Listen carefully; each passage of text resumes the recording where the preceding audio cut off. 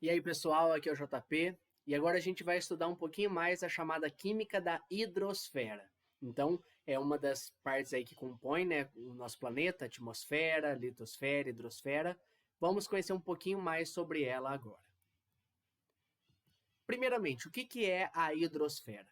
Nada mais é do que um reservatório que agrega todos os tipos de água existentes no nosso planeta, né? E é interessante porque água é a espécie química mais abundante na Terra. Tanto é que o nosso planeta é conhecido aí como planeta água.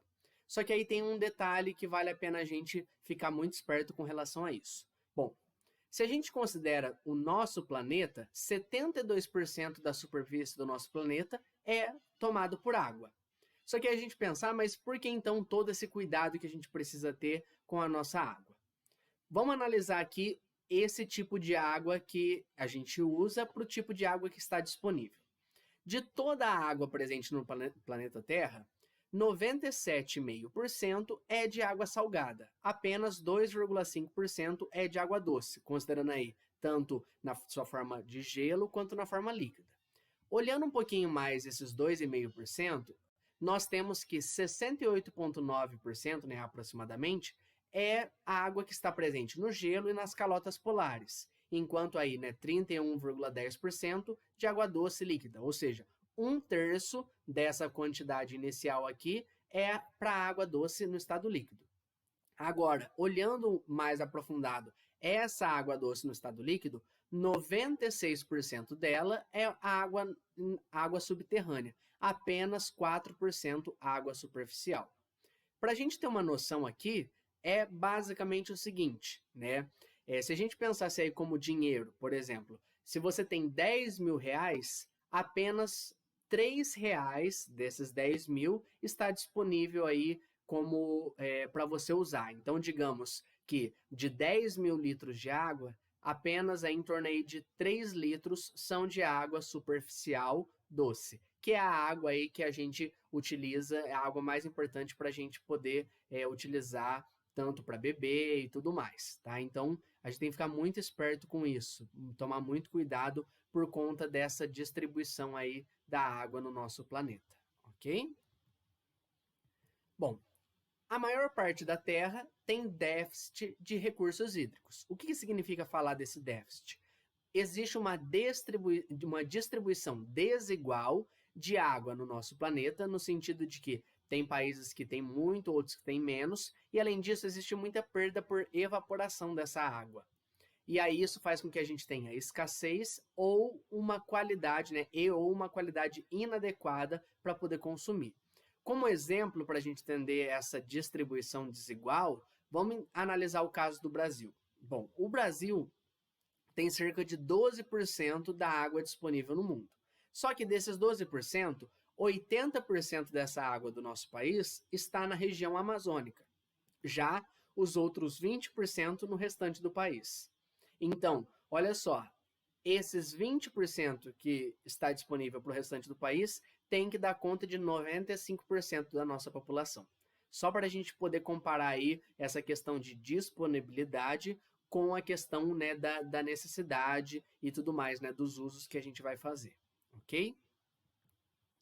Falando um pouquinho da água, né, por que a água é tão importante assim para o nosso planeta, né, e torna tão único o nosso planeta?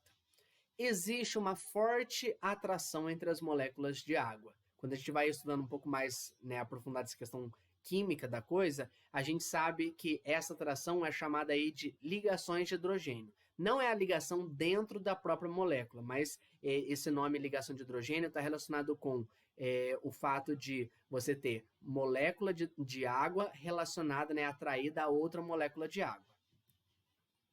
Essa forte atração faz com que a gente tenha algumas características muito importantes para a água. Então, primeiro, nós temos aí que a água tem altos pontos de fusão e de ebulição, ou seja, ela possui um alto valor aí para poder passar de uma temperatura, né, para poder passar de sólido para líquido e de líquido para gás. Isso faz com que a gente tenha água no estado líquido na temperatura ambiente, né? E essa água no estado líquido propicia aí com que inúmeras reações aconteçam, principalmente aí para o desenvolvimento da vida. Também a água possui um alto calor específico, O que isso vai interferir, né? Pegando esse conceito lá da física. Isso impede que haja grandes amplitudes térmicas quando a gente está falando de algumas regiões do planeta. Se a gente comparar, por exemplo, uma região litorânea de uma região desértica, no deserto, ao mesmo tempo que durante o dia é extremamente quente, à noite é extremamente frio. Então eu tenho uma amplitude térmica muito grande. Isso não é observado em regiões onde a gente tem aí água presente, seja aí na forma do mar, lagos, enfim, por conta de ter esse alto calor específico. Também ela possui altos calores de fusão e vaporização. Isso faz com que ela seja capaz de conduzir calor. Por quê? No momento que ela sofre evaporação, para depois aonde ela vai sofrer precipitação, né, seja no mesmo lugar ou um pouco mais distante por conta aí das correntes de ar, isso faz com que haja troca de calor pelo nosso planeta por conta dessa movimentação da massa de água, ok? E aí uma última característica importante é a densidade da água acaba sendo maior que a densidade do gelo.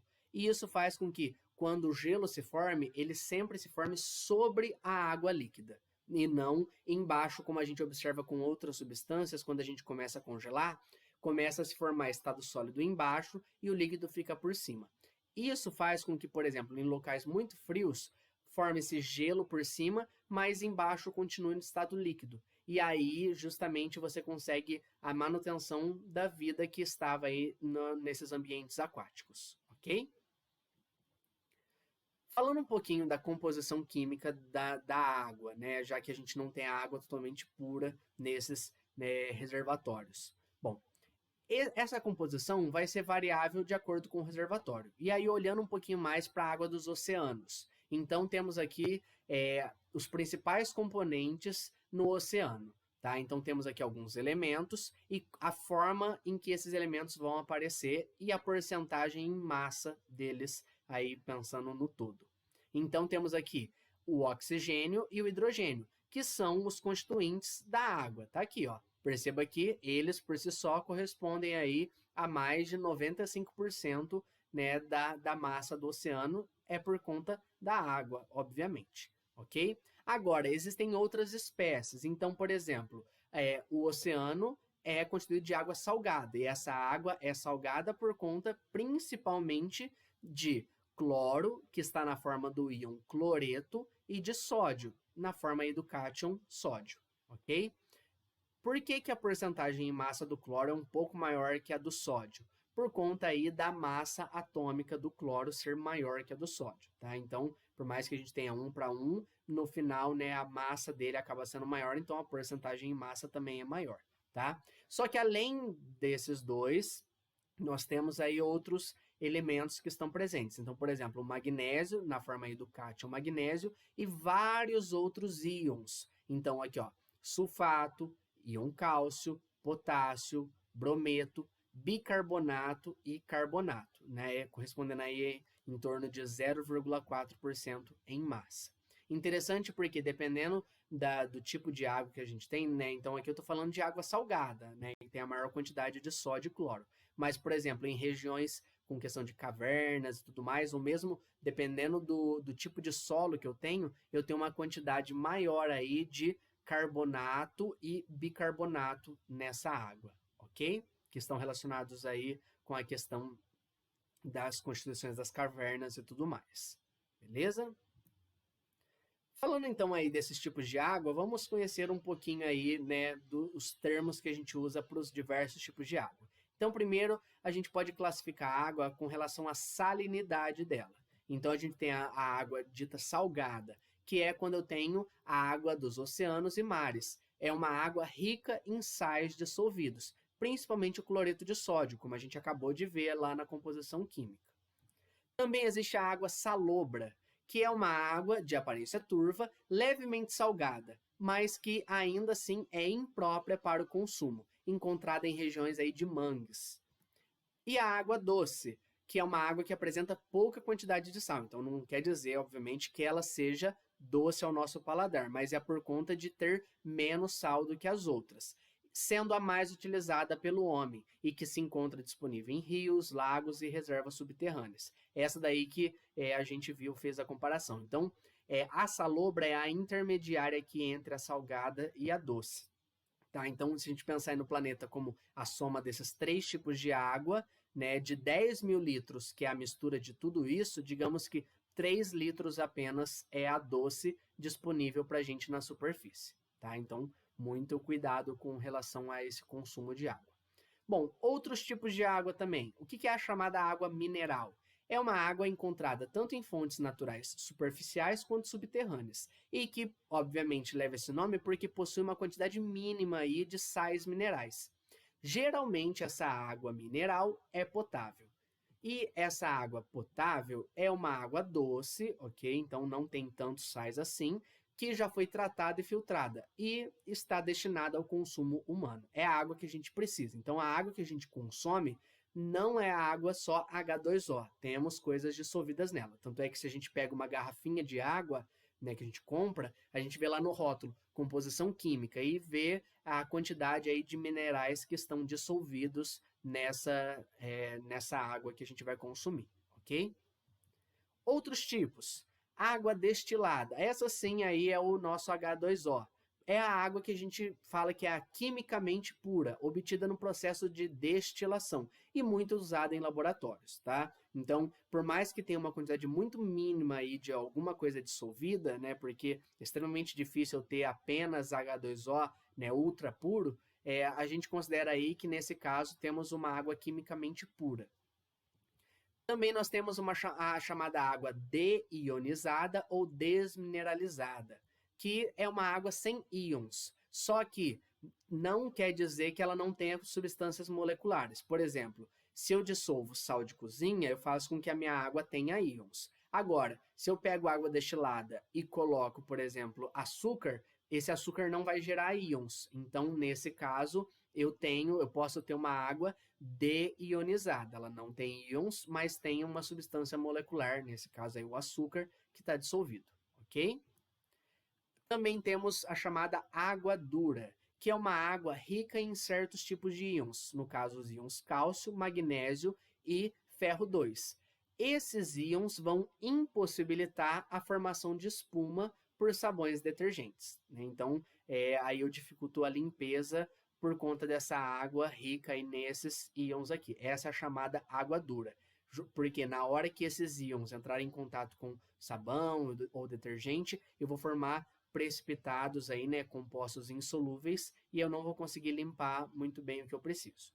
E também a chamada água pesada, muitas vezes representada por D2O. O que é essa água pesada? A água é constituída por 2 átomos de hidrogênio e 1 de oxigênio. Só que o hidrogênio ele tem isótopos, né? E aí um desses isótopos é o deutério. Então nós temos aqui, ó, o isótopo hidrogênio que a gente conhece, o que está acostumado, né, o mais abundante, é esse daqui. O deutério, ele vai ter um nêutron a mais lá no núcleo do hidrogênio. Por isso aqui o número de massa dele é 2, enquanto aqui é 1, tá? Então, eu tenho aqui, enquanto aqui eu não tenho nenhum nêutron, aqui eu tenho um nêutron, que somado aí com o próton vai dar número de massa 2. Como eu tenho uma partícula a mais, então a gente acaba falando que essa água, né, ela vai ter uma massa maior do que a massa da água normal, por isso esse nome aí de água pesada. D aqui, né, ainda assim é o elemento químico hidrogênio, mas muitas vezes representado aí o deutério pelo símbolo D, ok? E por que isso daqui tem uma aplicação para a gente? Muitas vezes a gente precisa acompanhar o caminho aí de um certo átomo numa reação química. Então, quando eu utilizo essa água deuterada, né, essa água pesada, eu consigo fazer esse acompanhamento para saber onde foi parar o hidrogênio de uma determinada substância, né, para tudo mais, ok? Então, aqui algumas nomenclaturas que a gente pode encontrar quando está falando de água, certo?